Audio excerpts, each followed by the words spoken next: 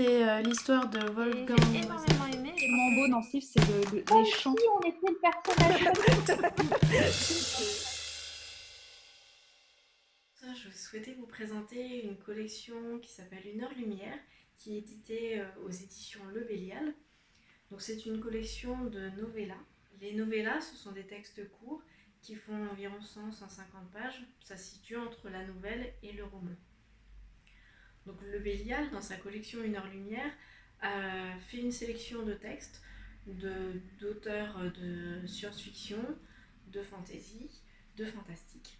Le Bélial, dans sa collection, nous fait découvrir ou redécouvrir des textes qui leur tiennent à cœur.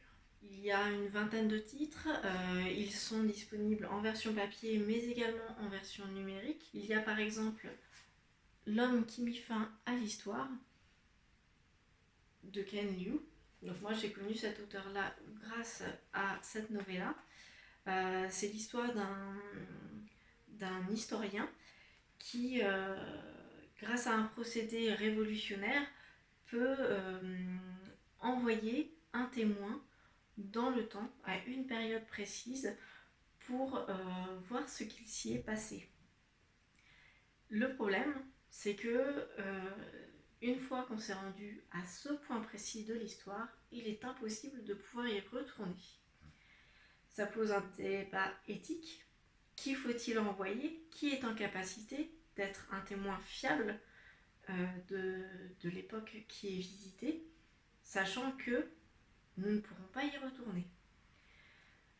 Ça aborde un thème peu connu, celui de l'unité 731. C'est une unité qui avait cours pendant la Seconde Guerre mondiale en Chine. C'était une sorte de camp de concentration en Chine. Donc c'est une histoire très peu connue, mais tout de même très marquante. Donc ça se base sur une histoire vraie. Il y a un certain nombre de titres qui sont assez engagés. Plus récemment est paru L'enfance attribuée de David Marussec. Donc en fait là c'est une réédition, c'est une redécouverte. On est environ en 2100. L'homme est devenu quasi immortel, ce qui pose de gros soucis en termes de population mondiale.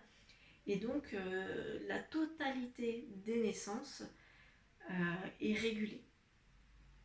Il y a très très peu de chanceux qui peuvent avoir le droit de se voir attribuer un enfant. C'est le cas de nos personnages principaux qui se voient attribuer le droit d'avoir un enfant. Et là, on fait face à un bug informatique qui change toute la donne de l'histoire et notamment celle du personnage principal. Ça pose aussi la question du contrôle du numérique sur nos vies. Donc il y a de très gros rapports avec la place du numérique que nous connaissons actuellement. Je vous en présente deux autres très rapidement qui sont des titres de science-fiction, donc Acadie de Dave Hutchinson et Retour sur Titan de Stephen Baxter. Ces deux livres-là, c'est de la science-fiction, donc l'humanité a créé des colonies dans l'espace. Donc dans le cas d'Acadie, ça fait très longtemps qu'il y a une colonie qui a échappé un petit peu au contrôle terrestre et qui s'est affranchie de l'autorité de ce qu'ils appellent le berceau, sauf qu'on est plusieurs siècles plus tard et que il y a un genre de contrôle qui va être en cours et là il va falloir arriver à s'en sortir. Dans Retour sur Titan, c'est la même chose, l'humanité a essaimé dans le système solaire et on a affaire à un ingénieur très brillant qui voudrait trouver les ressources qui sont cachées dans Titan. Sauf que pour cela, il est obligé de contourner un petit peu certaines lois. Je voulais aussi vous présenter des titres que je n'ai malheureusement pas avec moi, mais que je vais vous faire apparaître ici. ici. Il y a notamment Les meurtres de Molly Southbourne de Tad Thompson. C'est l'histoire d'une jeune fille qui, dès sa naissance quasiment, est maudite.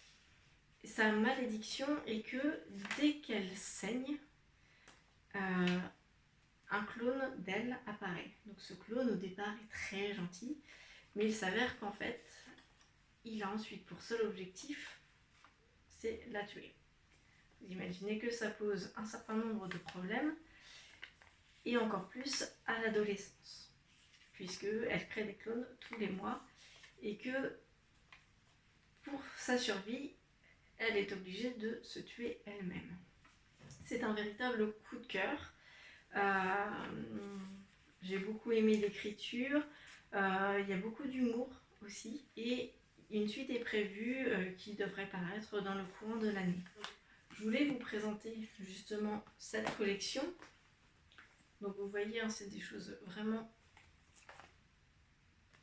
courtes. Donc je tenais à vous présenter cette collection parce que c'est vraiment des récits qui sont très bien écrits,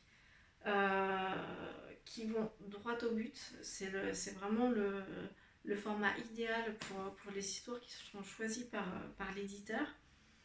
Et vraiment, on passe un très bon moment, mais aussi ça engage vraiment une réflexion. Alors, peut-être pas sur tous, hein, mais par exemple, sur L'homme qui mit fin à l'histoire, c'est vraiment où l'enfance attribuée. On a vraiment une réflexion de fond qui est vraiment très intéressante. Merci.